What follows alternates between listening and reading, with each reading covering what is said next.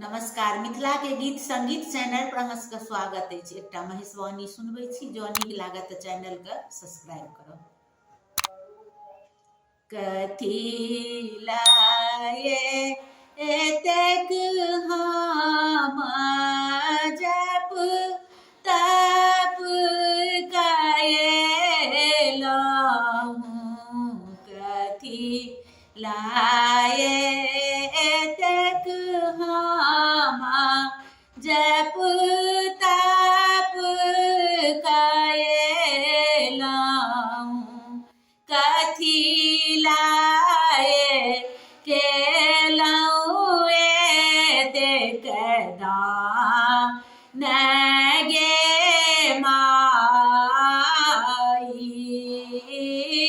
कथी लाए केलहुँ एतेक दान गे माई, हमरा धिया के इहे बर लिखल,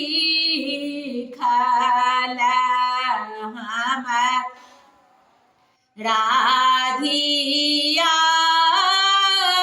के इहे बर लिखल, लिखल मेटल नाही जाई गे माई, लिखल मेटल नाही जाई गे माई, नाही छानी शिव के माए बाप,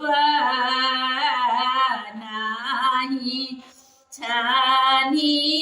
शिव के माए बाप, नाही छानी कुल परिवार गे माई, नहीं छानी कुल परिवार गे माई, नहीं छानी शिव के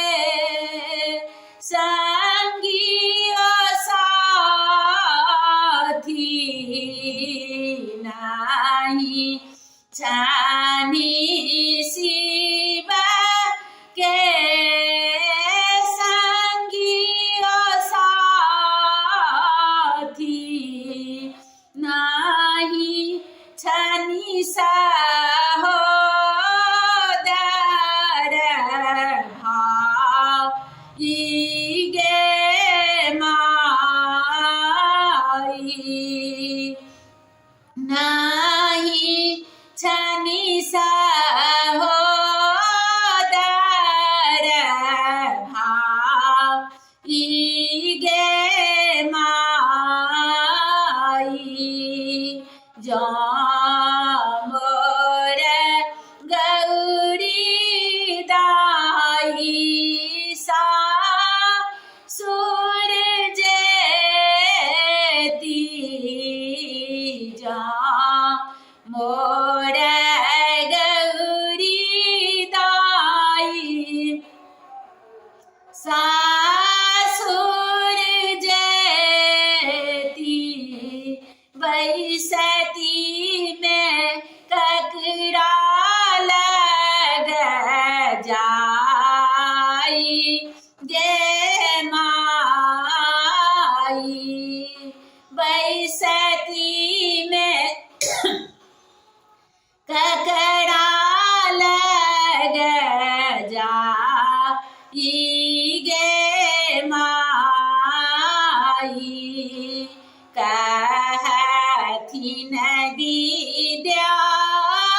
विद्यापति सुनु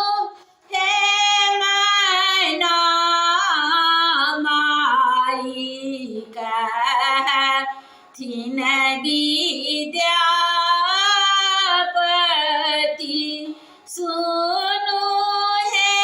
मैना माई इहो थिका अनाथ कहना थगे माई इहो थिका त्रिभुवन थगे माई होथिका त्रिभुवन